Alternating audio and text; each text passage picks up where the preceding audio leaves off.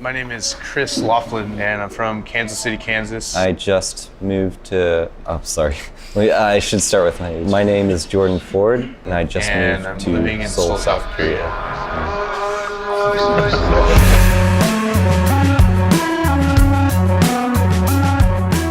When I first came to Korea, I noticed how fast-paced it was.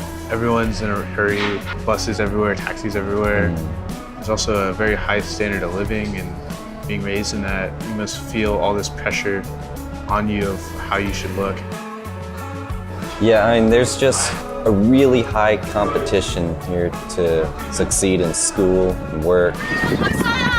High school students, they have these huge long days. They get up in the morning when it's dark and go to bed when it's dark.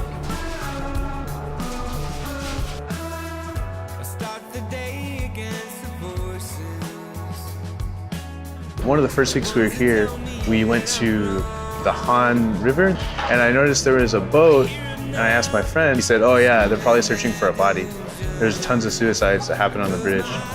It's a famous bridge for just people going there to commit suicide. That blew my mind, you know?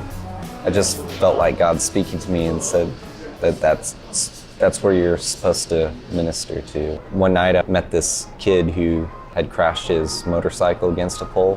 I had ran over to him and just asked, are you okay? Are you okay? He sort of just broke down and he's like, no, I'm not okay, man. And I'm thinking about committing suicide. And I spent the whole night talking with him, and he asked me, why would you come to such a hard place like Korea?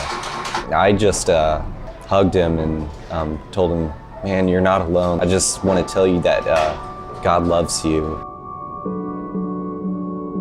At that point, I had already had the idea to go to the Mapa Bridge, and I was like, okay, this convinces me, I need to go.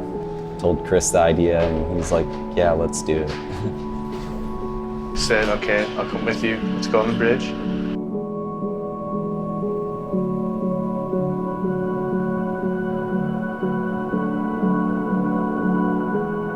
So we usually go Thursday nights from about 11 p.m. to 3 a.m.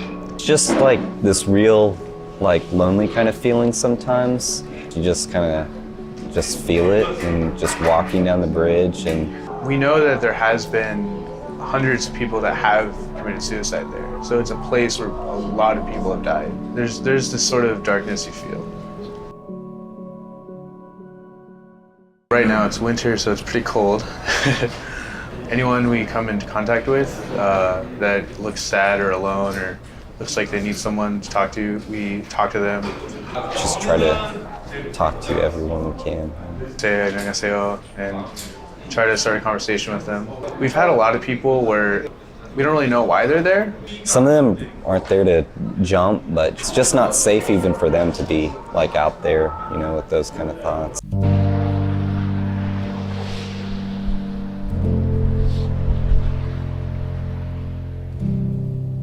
A lot of times when we first started this, you could see boats searching the river for bodies.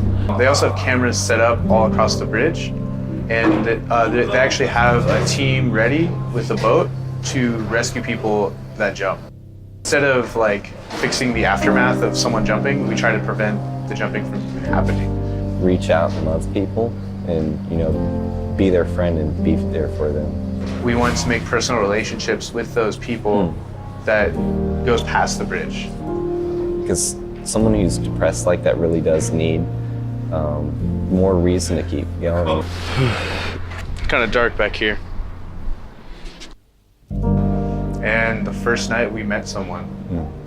I felt like we were just called to pray in the spot. He actually walked down and was gonna sit over there, but we were sitting there. Like, man, that guy's all alone and he's walking down in this secluded spot. And so I was like, 안녕하세요, and he nodded and then sat right down next to us. And he just started to open up and share why he's here. And this was at 2:30 in the morning, and so he wasn't planning on going back. We started walking down the bridge with him, talking to him, and he's like, I was sad before, but now that you guys are speaking to me, I'm happy. When he met us, he was like, it felt like tonight was like fate, like that I was supposed to meet you guys. He didn't get to live out his dream, and so that's just what brought him to that brink, to want to kill himself. Later that night, since he had nowhere else to go, since he couldn't get back home, we just had him stay at our place. Yeah, just really connected with him on something that he liked and had a lot of fun. And later that day, though, we prayed for him and just felt like he was ready to go home. After that night, we knew that we had to keep on going. The biggest core values that we should have is love and compassion. When we forsake those things or put them second for stability and things like that, we actually sacrifice everything. And I just hope that other people that feel like they aren't good at anything, just know that like you are. You just don't know what it is yet. I just really find that the gospel that Jesus teaches is just totally speaks life into these areas. So, like, one of our greatest hopes is that we just have more people continue to join in on this. Where we can't speak Korean very well. And so we usually always have like one Korean speaker on each side. I just feel like every night just needs to have people like covering that bridge. Anyone can come if they want to help volunteer. If you want to help, come and we'll love to have you. I am alive, I am awake, I am aware of what light tastes like. The curtain's drawn, the table's set. I wanna be at my best.